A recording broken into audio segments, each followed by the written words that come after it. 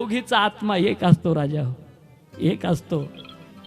ती आई काय करते मुलीला, शाळेतून आल्यानंतर मुलगी काम करत नाही ना, आई थोडं दोन चापटा मारते. कसं होईल लोकांच्या घरी गेल्यानंतर, मुलगी राग झोपून घेते. ती आई सडा समर्जन करते, पाणी भरते, स्वयंपाक करते आणि मग संध्याकाळी ज्या हातानं मारलं होतं ना त्याच हातानं उठवते मुलीला. माऊलीचं कुठं राग धरत असता का ग? त्या मुलीला त्या हाताने घास भरवते ज्या हातानं मारलेलं असतं.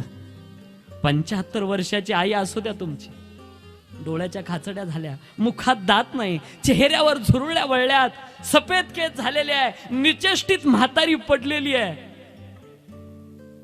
तुम्ही दिवाळीच्या सणाला जातात, दरवाजात जाऊन उभं राहा, तुमच्या भावाचा मुलगा कुठेतरी खेळत असतो, पळत जातो. ए आजी आजी, आत्या आली बघ. आत्या आली म्हणल्याबरोबर ती 75 वर्ष वयाची म्हातारी हातात काठी घेते, दान दान दान दरवाजापर्यंत चालत येते, हातातली काठी टाकून देईल आणि आपल्या मुलीच्या तोंडावरून हात फिरवते. फार दिवसातून भेटलीस माझी माय. काय काय प्रेम करते होती आई, काय प्रेम करते. सज्जनाव, सकाळी उठल्यानंतर आपल्या सुनेला सांगते, हे आपलं असल ते असल घरात, पण तुझ्या हातानं माझ्या मुलीला चांगली आंघोळ घाल बरं. आईचं महत्व ज्याला आई नाही त्याला विचारा. तुम्ही नंतर किती आई आई बाबा बाबा नाही भेटणार राजा हो, कधीच नाही, नाही भेटणार. आईचं महत्व आहे. बाप का कमी आहे का? फार फार महत्व आहे व आईचं. या केळी नावाचं गाव आहे अकोले तालुक्यामध्ये.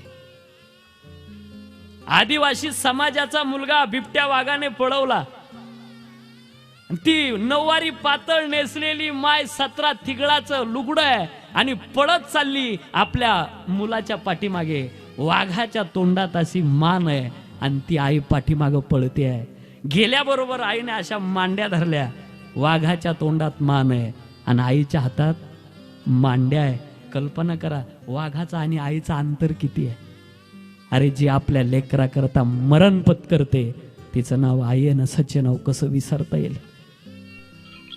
दवाखान्यामध्ये डॉक्टर बोलावून घेतात, रामभाऊ काय करायचं, म्हणजे एक तर तुमची पत्नी वाचेल नाहीतर मुलगा. काय करू सांगा. कुठून डॉक्टर झालो आणि धर्म संकटात पडलो.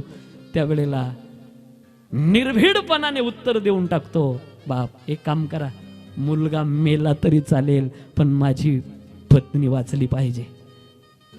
तोच डॉक्टर आतमध्ये जातो, सांगतो, ताई